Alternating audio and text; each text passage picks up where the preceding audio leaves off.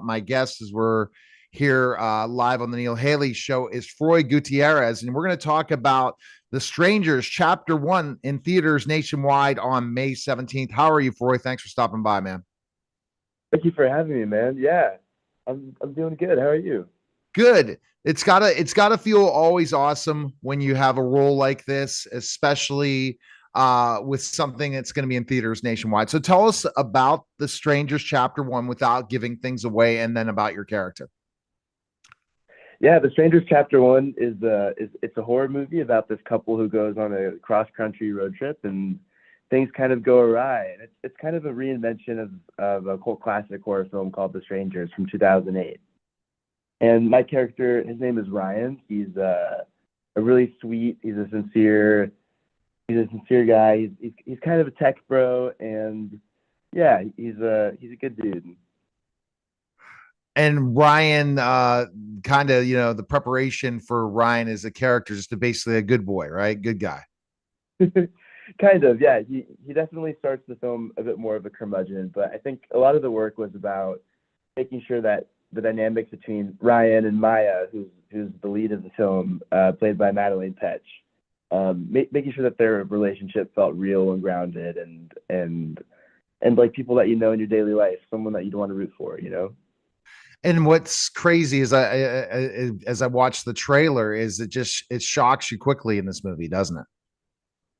Yeah, yeah. It's a lot of like tension and release and building and yeah, I mean there's so many incredible practical set pieces that our director Rennie Harlan built. And yeah, I remember shooting the film and kind of being on running on adrenaline in a lot of ways, just because of how action packed it was. And I definitely got the same sense watching the movie back.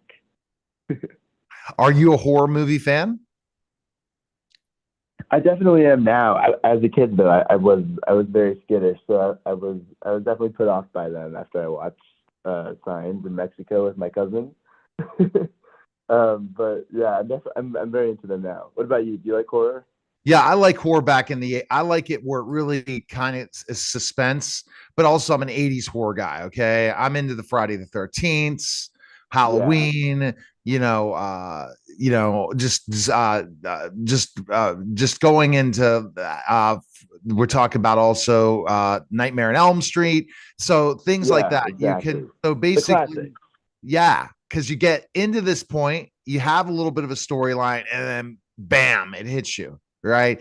You're thinking you're in a normal situation, and then this huge thing happens. Versus ones that's constant, just all just blood and guts, and not really telling a story. Yeah, yeah. I mean, I think that's what draws people to the original one from 2008. It's kind of presented very unflinchingly and very realistically. And you know, when it comes to home invasion movies, there's always that fear of like this is something that could happen. This is something that feels in the realm of reality in a way. Um, and yeah, I think we worked to kind of keep that tone present in this one as well.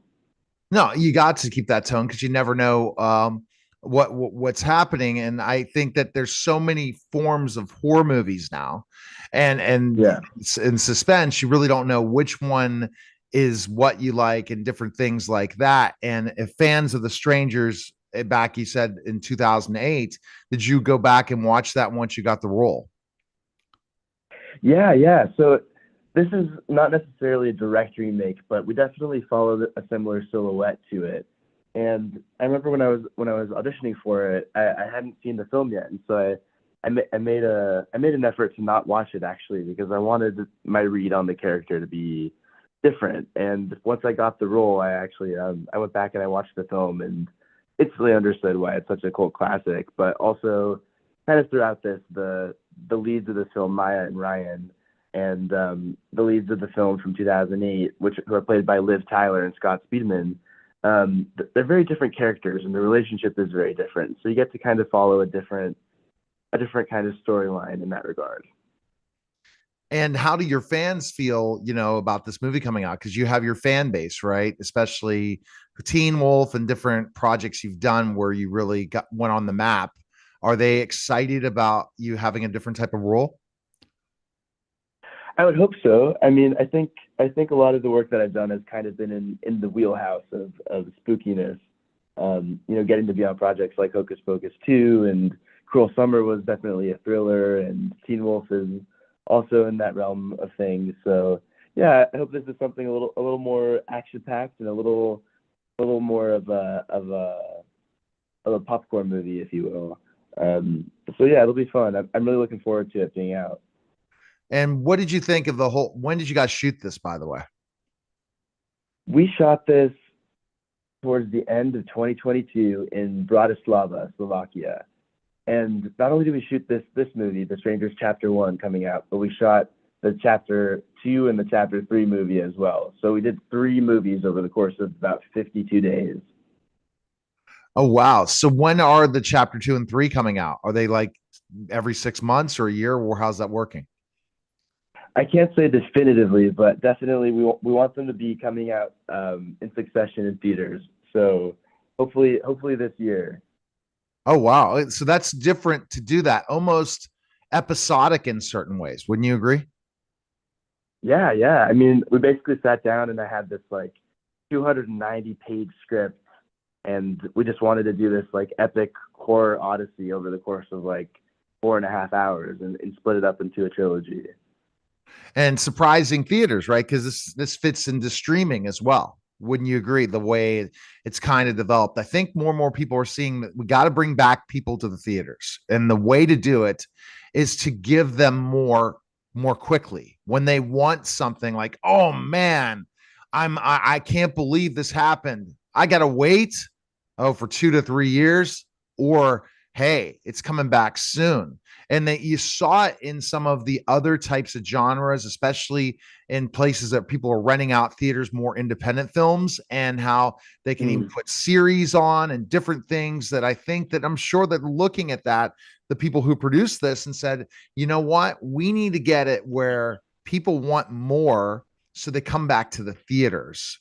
The theater has to be an experience. And Yeah. I hope with, content coming back like it's coming back, that we can bring it back to the theaters, because there's nothing like watching it on the big screen. Yeah, absolutely. I definitely think that was the goal of like our producers, Courtney Solomon and Madeline Petch, to just kind of have it be an experience and something kind of different. And what better way to do it than in the horror genre, which is like something that's kind of meant to be shared with people. Like you're meant to kind of scream in front of your friends and kind of enjoy that experience together. Is Madeline a horror fan? She is. She actually was a big fan of the 2008 one when it came out.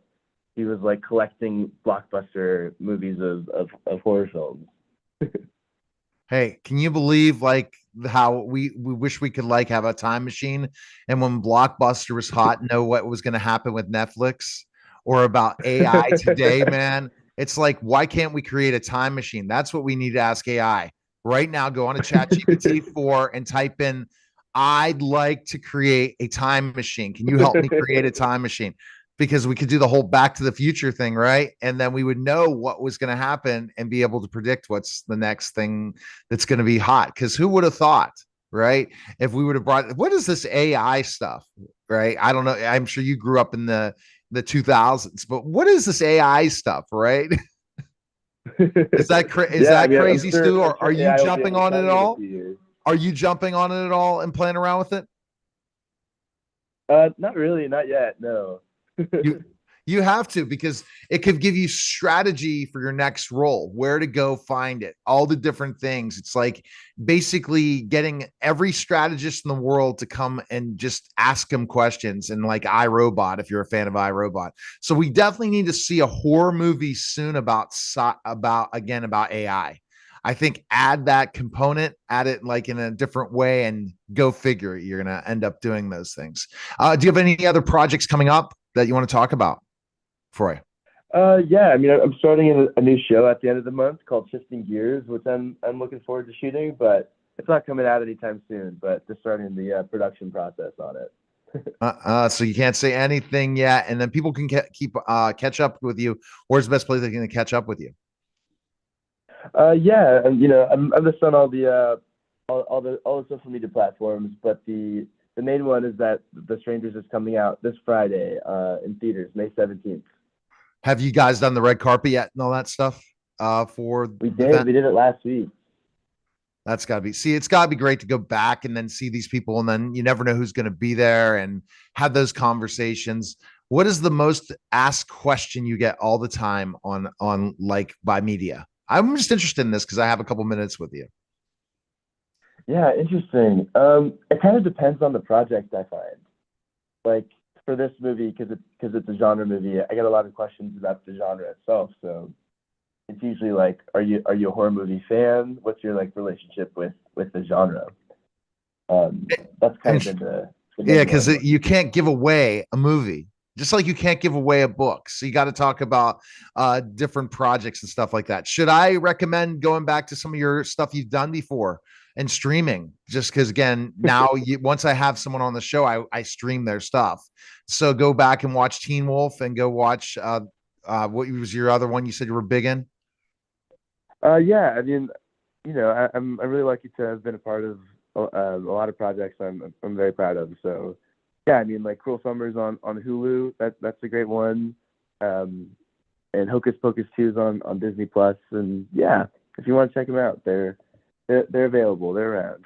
You were a part of Hocus Pocus too, so that's got to be cool.